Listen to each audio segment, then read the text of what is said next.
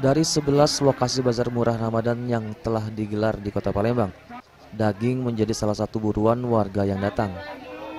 Dengan selisih harga yang lumayan tinggi dari pasaran, yakni Rp25.000 untuk daging sapi dan Rp80.000 untuk daging kerbau, menjadikan alasan warga untuk menyerbu lapak daging.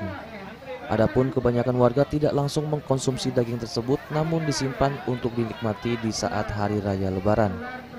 Menanggapi hal ini, Kepala Dinas Perdagangan Kota Palembang menghimbau kepada warga Kota Palembang untuk tetap tenang dan tidak melakukan pembelian yang berlebihan.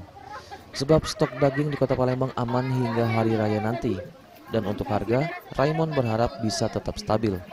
Kalau daging sapi 25.000 ya. Untuk daging kerbau 80.000, daging sapi itu selisihnya seperti 25.000.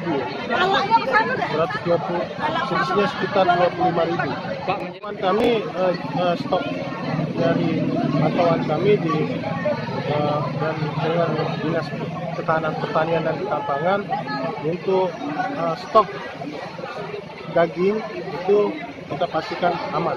Kalau untuk harga? Tapi kita harapkan dengan meminta tambahan pasokan daging melalui bazar dan bulog juga, kita harapkan harga daging ini stabil, tidak terlalu tinggi naiknya. Eza PM, Sriwijaya TV.